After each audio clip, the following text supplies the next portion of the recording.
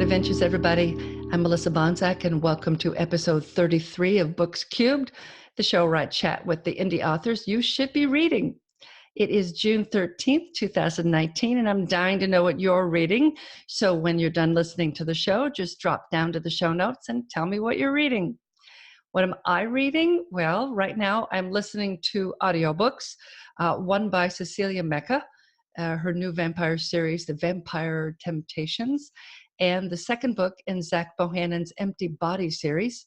And on Kindle, I'm reading Brides on the Run series by Jamie Albright, who will be on the show next week, and the Sandstorm series by T.W. Piperbrook, who's on the show this week.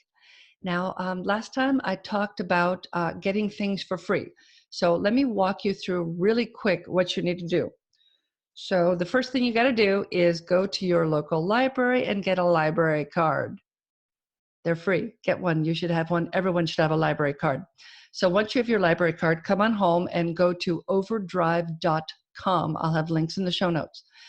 When you go there, in the upper right corner, it will say Find Your Library. Click on that. It takes you to a map.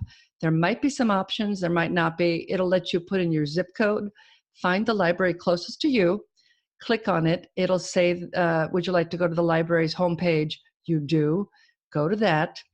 You're going to sign in with your library card on your library page. Now, on the library screen, somewhere it should show Kindle books. From my library, it's in the upper left.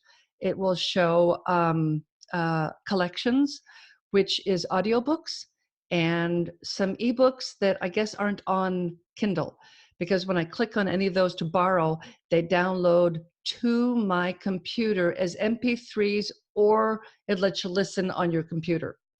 But if you type on, click on Kindle, then it will show you all the Kindle books available.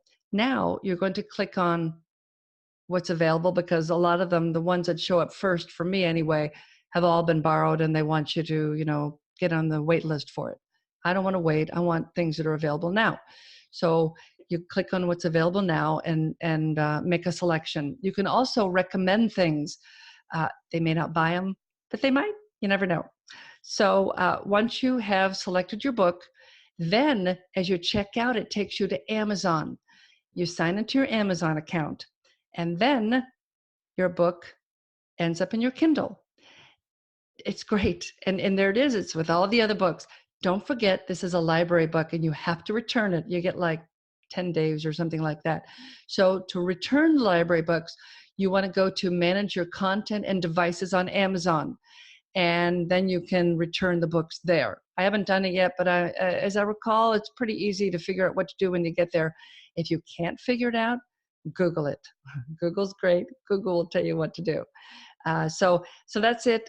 There's no reason not to have great books. And sometimes you can find indie authors' books in libraries. Sometimes you can't. If you can't find it and you would like to have it there, put in the request, or go talk to your local librarian, better yet, and tell them, hey, look, there's this author, this indie author I love. Can you please carry their books? And maybe they will. So let's get right into good luck. If you do it, let me know. Did it work? Did you find books you like? Did you get them to take a book that you recommended? Anyway, so let's get right into the show today with T.W. Piperbrook, and I will see you afterward. Okay, welcome, Tyler. I am going to read your bio to start. So T.W. Piperbrook, which is a pen name? Yep. Okay, he lives in Connecticut with his wife, son, and Shih Tzu named Remy. He's the author of the Contamination series and the Outage series, and co-author of The Last Survivors, as well as the author of The Ruins. In his former lives, he's worked as a claims adjuster, a touring musician, and a business systems analyst for a Fortune 500 company. Now he spends his days fighting zombies, battling werewolves, and roaming post-apocalyptic cities, and probably speaking better than I do, and planets. Welcome. Hey, thanks for having me. How are you? Oh, I'm very good. How are you? Great. Doing great. Good. And I'm excited to have you. I'm in the Contamination series, and I'm also just about done with Sandstorm. And then I'll start Windswept, and I'm very happy to see that Dustborn comes out in June. When in June? Yep, June 19th. So it's just, I think, exactly a week from today. Oh, awesome. So, So I'll be yeah, ready for it when it comes out. I'm so excited. So nice. why don't you go ahead and just read a little bit of Sandstorm to give everybody a taste of what the book is about. Sure. Yeah, I'll give you a little clip here. This is from chapter 5. It's kind of a Oh, random section maybe from. tell them what it's about too. Sure. It's Yeah. just an So elevator pitch. yeah, it's a sci-fi series, which is usually I do post-apoc, so it's a little bit outside of my realm. Doing something a little bit different. But basically, it's about a colony that's stranded on another planet. They haven't seen any of the Earth's ships in many generations. So they're kind of stuck there, and they've lost a lot of their technology and their weapons and all that stuff, and they're just kind of really scraping by. And there's only about 1,000 of them. And they pretty much think they're the only ones there. And then a new menace kind of arrives on the scene. So that's kind of what that's about. So it's mostly sci-fi. There's a little bit of mystery in there, a little bit of conspiracy, but primarily it's sci-fi. So, yep. Okay, go ahead and read. Sure. So this is from chapter 5 of Sandstorm, book 1. And the main character's name is Nina. So Nina shuddered as the wind kicked up, blurring their surroundings beyond 30 feet. Something shrieked in front of them. She let go of Kai, put 2 hands on her spear, and raised it. Animal hooves pounded the sand. A bleat filled the air. Something brown and furred ran in their direction, a reindeer. She had a brief moment to wonder whether it was the same one she'd seen earlier before it shot past them, braying and nearly knocking Nina over. Nina cried out in surprise and spun, watching the reindeer continue in the opposite direction, its hooves beating the sand. Something exploded from the ground, pitching the reindeer skyward. It shrieked in panic and pain. Through the dust and flying silt, Nina saw something that made her question whether she was living in a nightmare after all.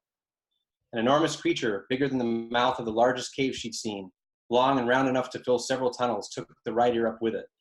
The reindeer gave a frightful shriek as the creature opened its giant maw, revealing a mouthful of sharp, gigantic teeth, and caught it midair, biting down.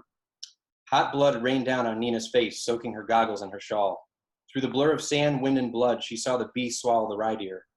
The enormous creature's shadow loomed over Nina and Kai as it rose higher. Matted, long protrusions unfolded from its scaled body. The protrusions grew rigid and stabbed the ear like hundreds of spears. "Watch out!" Kai screamed over the wind. Hands pushed Nina to the ground. She landed on her stomach as a deafening crash pierced the ground behind her, spraying up sand and silt. Her spear skittered away. Looking back toward the boom, she saw an enormous caving hole in the ground with sand sliding back into the crevice. The planet felt as if it was pulling in everything around it. So that's a little clip there from that. So Yeah, get a little dun, dun, dun. Yeah, very exciting. I really like I like Contamination. I like the series. It's zombies, and I like that it completely changing the book, of course. I like that it's done on purpose. Yes, Yes, that was my yeah. I was trying to do a little spin on it there. So yeah, I like that. I like that, but I didn't expect Sandstorm to be as exciting as it was when I started reading it, and that's the one I started reading first before I started reading Contamination. oh, And nice. yeah, I had run into Tyler at an event, and I said, oh, I went running up to him and I said, I'm reading one of your books, and I opened my Kindle and I can't find it at all. I thought for sure, oh, because I thought it was Contamination, and it wasn't. I started with Sandstorm, and Yeah.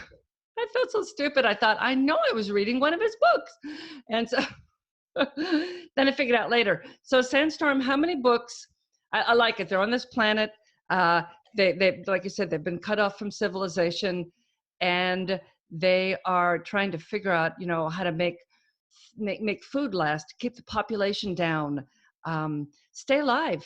And how many books so you've got 3 in the series. So how many do you expect to have in this series? Yeah, I think there will probably be one more. I always hesitate to say that because you never know. I have things plotted out, but sometimes when you go to execute it, it takes a little more time. But right now, it's looking like it'll be 4 books. So the next one should be the last one. So I say next one we got coming out next week, but book 4 will be out probably by the end of the year, which would be 2019.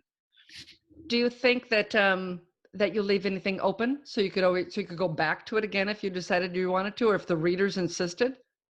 Yeah, it's possible. Yeah, there's definitely it's always fun building new worlds because you make them so deep, and there's different places you can go or different characters you can follow or whatever. So I do have a couple ideas, that I'm kicking around just in case. So we'll see how it goes. Just to say, yeah. And you have 4 series, is it? You have a lot of books. How many books do you have out? Yeah, I want to say 25 maybe, but some of those are novellas, so it's not full books, but right around 25 maybe. And I think Sandstorm's the 5th series, although The Ruins follows The Last Survivors, so it's kind of like a sequel series, so it's sort of connected. Yeah. So yes, Last Survivors, Ruins, Sandstorm, Contamination, and Outage. So So yeah. how many years, that's a lot. How many years have you been writing? This go around, I'll say, or this life, I'll say about 6.5, 7 years. So you did you write then for a while and left it and then went on to other All non-writing sorts of stuff. Yeah, pursuits? so I used to write all the time as a kid. I mean, I knew I wanted to be a writer since I was a little kid. And I'm talking like, yeah, geez, 8, 10 or something like that. So I used to write all the time, and I used to actually submit to publishing houses back then. And it was pre-internet, so I had a typewriter. And I would type everything up and use the whiteout and make photocopies and send little packets off to the publishing houses and all that. And Yeah, did anybody reply? I did. I actually got a lot of personalized rejections, but I don't know if I put my age in there or what. But they, a couple of them I remember saying, you write very well for a 10-year-old, but we're not going to publish. I mean, one of them I always remember was George and the Robot, and another one was Disaster for Sale. I think kind of like I don't know, a student, his adventures or misadventures or whatever. So, but yeah, they would use my name, and there was usually a couple paragraphs of critique or whatever. So yeah, I had a pile of them. I got to dig them up. I know I have them around somewhere. So, Oh, that's but great. You were 10. yeah, yep. Did you tell them in the query that you were 10? That's what I was saying. I think I must have, because I remember one of the letters saying, "You write very well for a 10-year-old, but we're not going to make an offer to publish George and the Robot." So, I I remember love that the one. title. Are you Yeah. going to revisit? Do you still have them? Are you going to revisit any of them? It's possible. Yeah, I thought about, I actually have a new concept for George and the Robot. So I was like, maybe sometime I'll do like a kid's book, because I have a son now he'll be 9 this summer. So Yeah. he's around the age, he's starting to really, like he says he wants to be an author now, which is really cool. You guys should write it together then. Yeah, that'd be really cool. Yeah. That would be really That's cool. Do awesome. either of you draw? I do. I'm not that great, but so not too much, but Yeah, well, yes. it might be more endearing if one of you did the drawings yourselves, even if they're not, fantastic. It might be more fun to see something that was kind of raw and goofy, Yeah, that'd be Yeah. fun. Yeah, we've already written a couple of things together. Well, he was kind of obsessed with Sandstorm when I first put that out, so he's always asking me questions now because, like I Yeah. said, he's becoming really aware that I write books. So he says, "When's Dustborn coming out?" And when's or what's the Yeah. character's name in Sandstorm? And so me and him did like a little fake kids book with you just fold in half like blank paper and make a little book. And we Yeah. did another fake Sandstorm that was kind of geared for his age. so we did I do love that. that. I Yeah, love maybe a that. few months ago. So he got a kick out of it. So now, with all the years in between that time when you were 10, if you could go back to that 10-year-old, what would you say to him about a writing career? Yeah, so I would say, keep persevering. And, like I said, I did write a lot back then. And then I actually have an English major. I have a bachelor's in English from college. But I went into a whole bunch of other fields other than writing. But I would say persevere because, at some point in your life, there's going to be this thing called the internet that'll be invented. And there's this thing called the Kindle that'll be invented. And suddenly you won't have to send these typed packages out to publishing houses. You'll be able to reach readers and kind of do your thing. So Oh, that's what I yeah. would say. The Kindle. Yeah, that's good advice because the Kindle it changed reading so much. And I remember my dad was looking at a Kindle. He died the year they came out. So he was just looking at one and he dragged his feet a little too long. Dad, you waited too long. He was always so careful about investigating and researching and finding the best option. And it's like, just get it and try it. But he never would do it. But I mean, it really changed. I used to always carry paperback in my purse. And now I just have my Kindle and it's got a lot of books on it. Yeah. But I read, and I'm sure that that I mess up when I buy a book. If you're not an author and you're listening, when someone buys your book and they buy, like you have a sci-fi book, but then they buy a romance also, they kind of mess up your also bots because then underneath their book it's going to show all these sci-fi books plus one romance book, and then people will go, "What the hell?" Well, I read everything. And so I'm sure every time I buy a book, and I buy tons of books, I'm sure I mess up people's also bots all the time. So if you see something weird in your also bots, it was probably me who bought it. So sorry. So No sorry. problem. So you've been writing, it's been a long time and you came back to writing again, which is great. But if you hadn't come back to writing, what do you think you'd be doing? Yeah. Well, I guess my most previous life, I was a business systems analyst. So I was in the office doing office work, and yeah, I didn't mind it. I had some good times there, but it wasn't my passion. And I actually did music prior to that for a bunch of years full time. So I was in a touring band and got to see Europe and Canada and the U.S. and all that stuff. So I would say probably if I had to do something that wasn't writing, maybe ideally something in the arts like music still. So I play guitar. So Do you guitar? yeah, I play guitar. Yeah. Do you sing?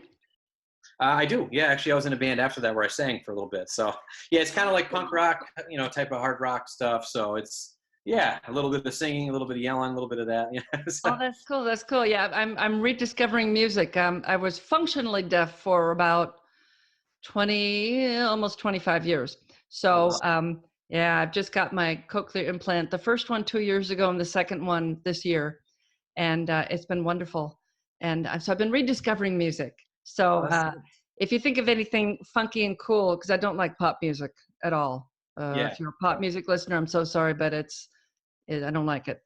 And even when I lost my hearing in the 80s, I still listened to music late 60s, early 70s. I really didn't like anything past about 1975. So if you think of anything, but my youngest has been picking out weird music, weird indie people that nobody else has heard of, and having me listen. And it's been a lot of really interesting music. So if you come up with anything, send me a note and say, okay, you have to listen to this. Or if it's you, send me your Yeah, link. yeah, I will. Yeah, that was pretty much what I was in. So it was almost like the indie music scene, and now I'm in the indie writing scene. So it's like there's a Yeah. lot of parallels to it. Yeah.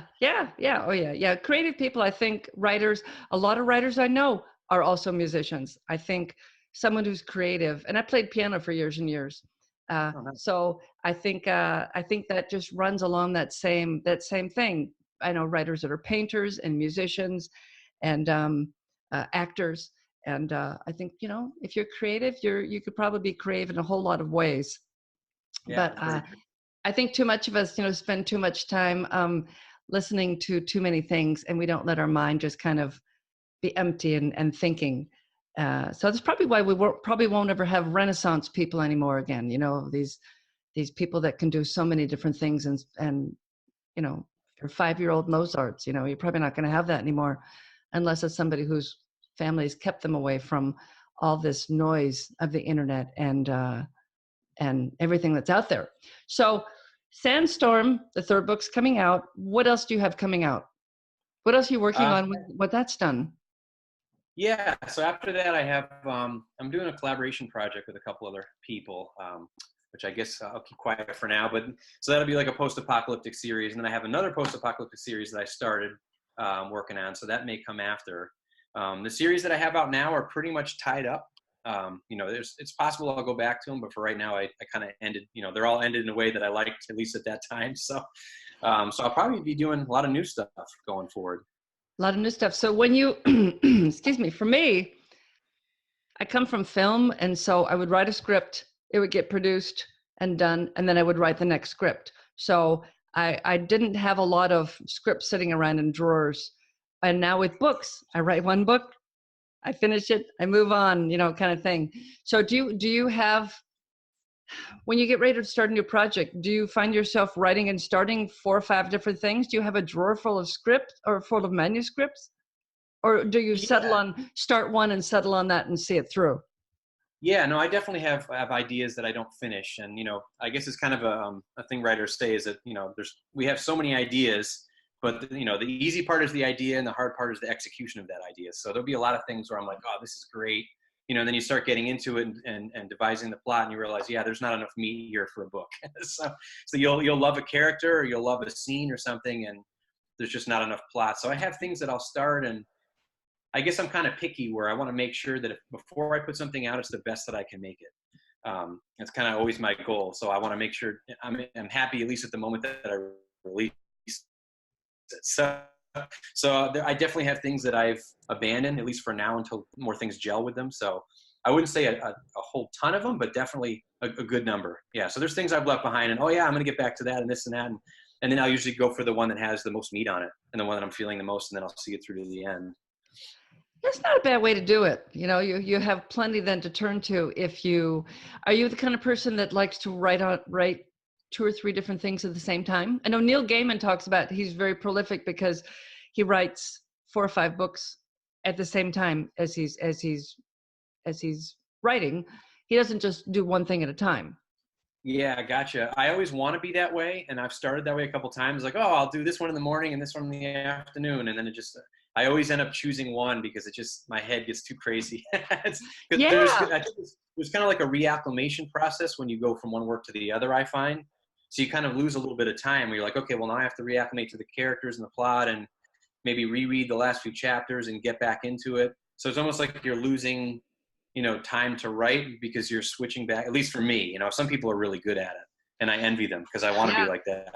I do too. And I have one book I'm working on and a second one that I was working on at the same time. And I got, there's a first draft of the whole book, but when I was doing the final draft, I got like 9 chapters in and realized that it was just too distracting trying to go from this book that wasn't a complete draft than to do editing on this one that is a complete draft. And I'm like, I want to get it done, but I got to set it aside. And I want to, I've got, my series has 1 book that's done and 1 prequel. So I used to start this show with I'm Melissa Bonsai, author of the June Nash Misadventure series, because at the time I thought I was going to finish the next 2 books a lot faster. Gotcha. And 33 weeks in, I don't have the next book out yet. And so I'm looking at maybe August, giving it to my editor who keeps going, I'm waiting. And I'm like, well, I want to make sure it's good. I don't want to put out crap. I don't want to write it so fast that it's bad. This is a character that I want to spend a lot of years with. So I don't want to blow it. Yeah, they're out there forever, so you want to make them the best you can. But then obviously you grow on to the next project and you're like, oh wow, and you look back and there's things you want to change. But that's always the way. I don't think it'll ever not be that way. I caught myself. I was looking at something and I started editing the first book and I'm like, whoa, wait a minute, the audiobook is out. Don't touch it. Yeah. Yeah, not good. Now I know we both know Jay Thorne and Zach Bohannon, who have the Career Author podcast, which if you're an author, listen to it. And if you are not an author, listen to it anyway. They're really interesting guys and they have good books. So actually, now that I said that, I think it was a different podcast that Jay was on talking about childhood books that he did not like. And I won't mention which one he mentioned because he was laughing about getting angry emails from people. And the one he didn't like, I didn't like either. And so do you have a book from your childhood that was an absolute favorite that maybe other people didn't like?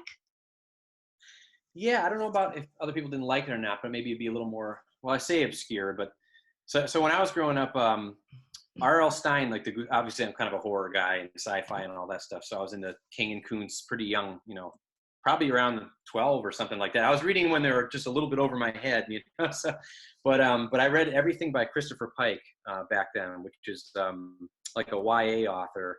So I must have been, 10 or 11 or something, but it was before R.L. Stine. So, but Christopher Pike's stuff it was a little, he didn't pull punches, it was kind of like horror, sci-fi. But there was a book called Master of Murder that I just read a million times that I loved. And it was basically about a high school student that was a famous writer, but he had a pen name and nobody knew who he was. So he was going to his high school and everybody there was reading this, I think it was The Mystery of Silver Lake or something that it was called, the fictional series that he wrote. So all around him, everybody was reading the latest book in his series, but no one knew who he was. Yeah. So, and then there was kind of a murder mystery wrapped up in that. But I was like, man, that was the coolest thing. Because when I was young and I wanted to be a writer, I was like, that's really cool. There's this writer. And back then, again, it was pre-internet. I think the book was written in 92.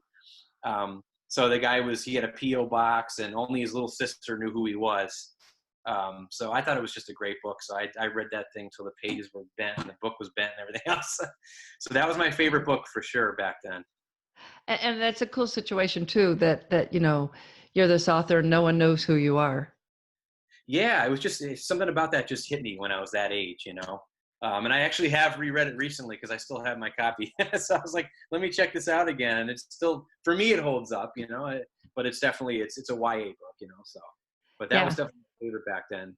And then around then I was reading Stephen King and Dean Koontz and stuff too. Maybe a little Oh bit yeah, older. Dean Koontz. I loved. I didn't read much Stephen King, but I loved Dean Koontz. I loved his Funny, I was stuff. the same way. Yeah, I read King for sure, but I read way more Koontz. I don't know why that was. It was just not that he's an underdog, but he kind of was. He wasn't the number one. Maybe he was the number two or something. But yeah, I Yeah. think Twilight Eyes was the first book of his that I read. Did you ever read that one? That was with the Oh, what was it about? I'm terrible with titles. So. Yeah, it was about a kid. That was the first Koontz I ever read, and my buddy told me about it. It was I think it was a kid who was in a carnival or something, or he was like a carny, and he realized he could see certain people were monsters or something. That sounds familiar. I got chills. I Really think I cool. read it. I was hooked on Koontz after that. I was like, this is great. Yeah, one of my favorite ones was one where the kid could push people into different dimensions. Okay. Yeah, I'm trying to remember which one that was. Oh, Yeah, I which guess one? I'm bad with titles too. I don't remember which one. If you told Yeah, me the I know I'm title. terrible with titles and names. Yeah, which I worked into my series because the girl never remembers anybody's name, and I just made it easier for me too. Gotcha. But yeah, yeah, horror. I really like horror, and I don't really know a lot of horror authors, but I'm terrible with names, and I don't set out to look for a particular author ever. It's book covers. I'll go to the library or the bookstore, and a lot of times I was just at the library yesterday, and I'm walked around. They always have a little display in the very front of their favorite books, and I did a little turn looking and going, okay, which one of these have I not read yet? But I'd read most of them already. There's a Florida author that I really like, and I can't remember his name. It's not Carl Hassan, it's another guy. And I think I'd read the book or I started it and didn't like it. I can't remember, but I was like, oh, I'll have to come back next week and see if there's something different. Maybe, but so when you read, what are you reading? I'm always curious about that. What are authors reading today? Yeah, for sure. So I actually did just read one of King's latest was The Outsider. I just finished that maybe a couple weeks ago. So that one came, I think, last year. I think it's going to be a TV series and all that stuff, of course, because King's kind of having a renaissance of his own right now. So he has a lot of great adaptations coming out. So it's a good time to be a King fan. And then I just started reading yesterday, actually, Blake Crouch's new one, Recursion. Oh, yeah, I just got a thingy about that. And I was looking because I loved the one about the alternate realities, Dark Matter. Did you read that one? Oh yeah, I love that one. Yeah. Oh, I think I got it in an airport, and I read it like on the plane, and it was just, it's going to be a movie. So I was excited about that. They'll ruin it, but still, the book was really good. How about indie authors? What indie authors are you reading right now? Yeah, let's see. So I read Jeff Menapace, I think is how you say it. Ian Rob Wright, Jeff Strand. Brian Keene, I don't know that you could say he's indie, but some of his stuff he self-publishes, I think. So, yeah, I kind of keep tabs on all that, and I read a lot of that too. So, actually, so I can't really write a couple projects at once, but I read several books at once. So I'm actually reading, I think it's called The Pretties or something by Jeff Strand is his newest one. So I'm reading that on my Kindle at night before bed, and then during the day I've been reading Blake Crouch's Recursion. So two very different books. Same thing. Yeah, I have Cecilia Mecca's new vampire book on my Kindle, on Audible. So when I'm walking my dog, I listen. So I get about a half hour every day of that. And that's a lot of fun. And then, when I'm laying in bed, I don't want to listen to audiobooks. I want to read. So then I put whatever's at the top. And sometimes I'll just close it and just randomly just pick something. And then I've got about 20 paperbacks. I was at an indie book show back in July, so I don't know, it was 5 or 6 months ago in Orlando. I think it's Indie Book Fest, whenever that was. And I got there late. I had something that happened that day and I couldn't get there till really late, and it was a long drive, and they were like 20 minutes from closing their booths, and everybody was discounting their books, and I feel really bad doing that, but this is like my favorite time to go through, because then I can get just almost every single person's book, because I can get them all for $5 each. And I walked out with like, the stack was over my head, and I was afraid I was going to drop books as I was going out. It was so much fun. And usually I spend a little time looking at the book to see if I'm really going to like it. But that time I just looked at covers and went, okay, this one and this one and this one and this one. Yeah, yeah, I'm a sucker for a good deal too. I get, I'm signed up to that BookBub site, so if I see something come through, I'll click on it and buy it. And I have a whole backlog of to be read stuff in my Kindle too. Oh, yeah, it's bad. And thankfully, I have Kindle Unlimited, and thankfully, you can only have 10 books at a time. Yeah. So I then I have to return something, or else I have to stop and finish reading that one, and then move on to something else. But oh, I know. So I think you're younger than I am. You look like you probably are, and you have a young child. In it, I read about, and there's a series that I want to start that people are a little bit older. They're in their 40s. I'm in my 50s right now. And I don't like, I had a series I was going to write, and somebody had suggested writing it as young A, and I said, young adult, and I said, I don't really like kids.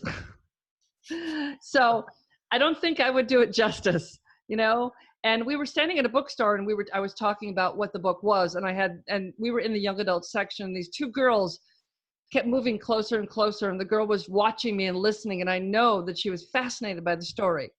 And I think if I'd said to her, would you read that book? She probably would have said yes, but I thought, I just can't do young adult justice, I don't think, because I'm just not around young people enough. I don't think I would write well. Do you have a particular time period of your life that you like to stick with because it's something you feel more comfortable writing in? Yeah, so I say that, like I was saying before, that I feel like some of my formative years were probably between like 10 and 14. I feel like a lot of stuff happened then. It feels like I'll talk with my buddies or my brother, whatever, and everything that we loved from childhood, it seemed to happen in this little batch of years, late 80s, probably to, I don't know, maybe say 88 to 95 or something, you know what I mean? So, but yeah, so I'll definitely put younger protagonists in my books, and I enjoy doing that. Like Contamination, I have a police officer's daughter named Quinn. She's in there. I think she's 10 or 11. It's been a little while since I wrote that. Yes, she is. She is. Yeah, Yes. so that was fun doing that. I just finished that. Yeah, that one. Nice. And Yeah. Sandstorm has, the main character's name is Nina, but she has two younger brothers, and their parents are deceased. So basically, she's kind of like the older, I guess, a parent figure to two younger brothers. So there's Raj and Samuel, and they're 10 and 6, I believe. So and Raj plays kind of a major role in book 3. Spoiler alert, but so it's kind of fun to write in a, yeah. Yeah, yeah, it's a lot of fun. So I do that. Yeah. No spoilers, because I think I'm 60% done in Sandstorm. So I figure I'll probably finish it tonight, and then I'll start the next one. You said then the third one is out next Friday, the 21st. It's out on the 19th. The 19th, next Wednesday. Okay. That gives me time to finish, so I'm all ready. Okay, good. Yeah, because it's been very exciting. I took my mom to get her nails done, and I was completely ignoring her. I was reading Sandstorm going, oh, I can't stop because, they're on this cliff, and they're hiding from this creature, and there's this big sandstorm that's happening, and there's this guy that's in charge, and I'm really worried that he's going to do something that to this one person, and I'm really concerned. So it's like I'm trying to read as fast as I can without missing anything. So you're reading, and then you get excited, and you read too fast, and you got to stop and go back and reread, and it's just yeah. And then they're like, they'll come over to me and go, hey, we've been talking to you, and you're not paying attention. Your mother's done. Oh, okay. Whoops. Yeah, I hear you. Yeah, it's a lot of fun to build different worlds and kind of put a lot of details in to make it real, which was kind of fun in this series because, it's on another planet. So, I can throw in all sorts of creatures or different things, or, they've kind of developed their own little culture or political system because they're just stranded out there, and it's at some undetermined point in the future, and they don't even know, what year they're in or whatever. They've lost a lot of that information. So, yeah, it's fun. And then, yeah. Yeah, it is. Yeah. And there's, one of the characters was gifted something. I think Raj was gifted something for trying to save this woman. And I kind of think I know what he might have been gifted, but I'm really excited to find out, to get back to that, to find out, because I think it's probably something from Earth, from that past, that's the remnant from them. And he won't really understand what it is, but I'll be like, oh my God, I don't want to say, because I don't want to spoil it for anybody. I probably said too much. But anyway.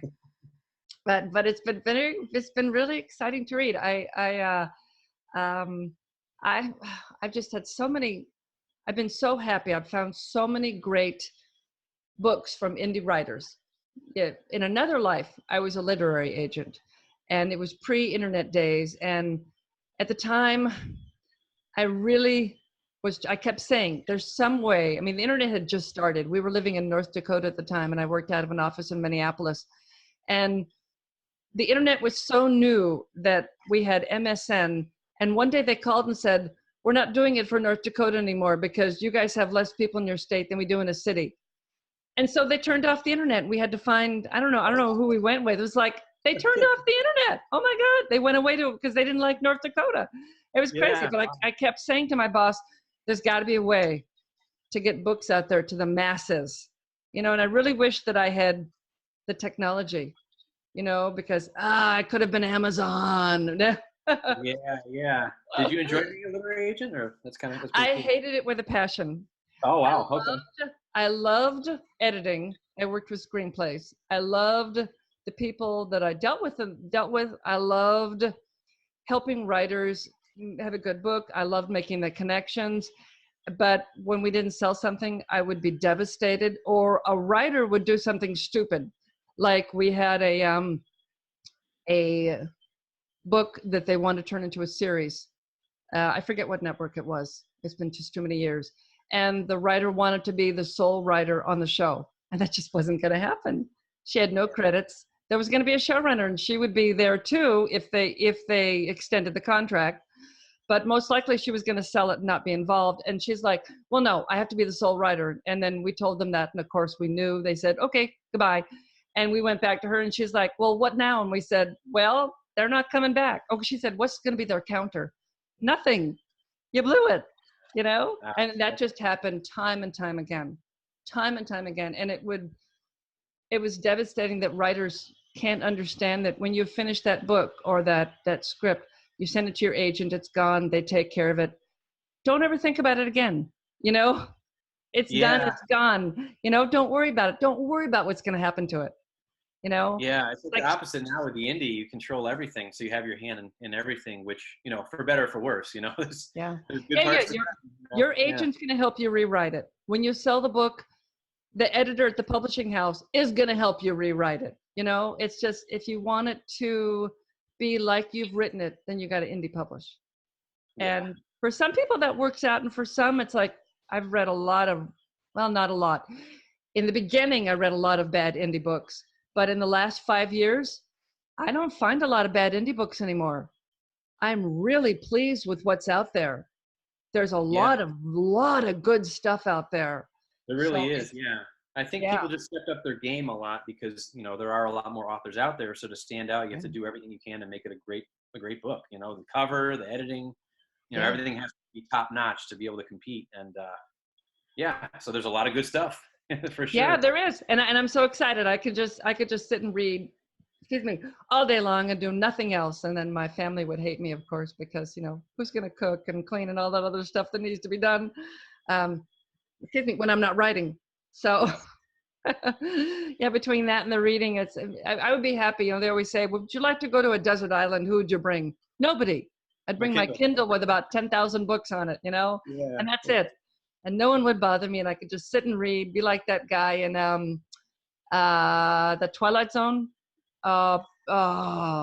He was in Batman. He was the Penguin. Not Danny DeVito, right? The Batman series from TV. The he was in Rocky. He was Rocky's manager. Trainer. He was Rocky's trainer. I can't think of his name. Anyway, he was in an episode of Twilight Zone. He went down in the bank, and there was like a nuclear blast or something. Everybody died, and all he wanted to do is read. So then all he could do is read. He's so happy that his glasses break. It's like, no, of course. Oh, yeah, no. Of course they broke. Yeah. So that was just, that's like, that as a child, I remember watching that and going, I could just totally feel his pain. Yeah. Oh my God. Yeah, especially for that one. Yeah, because all you want to do is just read. Just read. Yeah. Okay, so where can people find you so they can get any of your books? And I've read working on two of the series. I haven't read the other ones, but I'm sure they're just as good. So where can they find you? Yeah, I'm at twpiperbrook.com.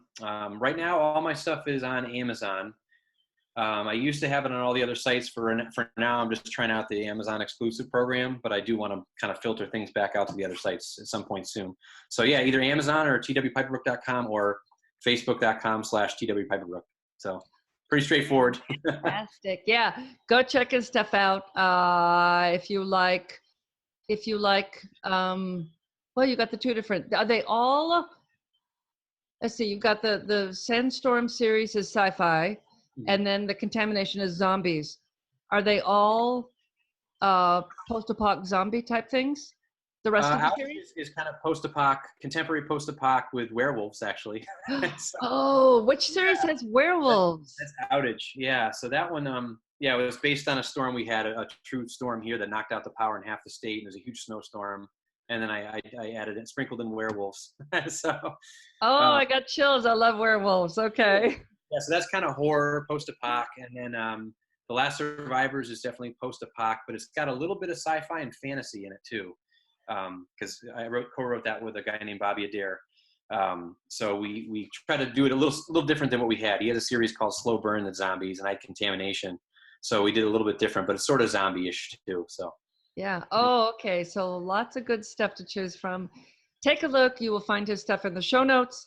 And thank you so much for joining me today. And I look forward to the third Sandstorm coming out on the 19th of June. So everybody has time to read the other two and catch up before it comes out. Yeah, thanks so much. I appreciate it. Thanks. Bye-bye. Yeah. Thanks so much, Tyler. I will look forward to the third book in the Sandstorm series. Can't wait. And I'm going to be done and all ready to dive right into it when it comes out on June 19th. Okay, next week, I have got Jamie Albright. She's a best-selling romance author, and you will love her books. She is a bundle of energy. I love her. So will you. I will see you next week. And in the meantime, go read a good book.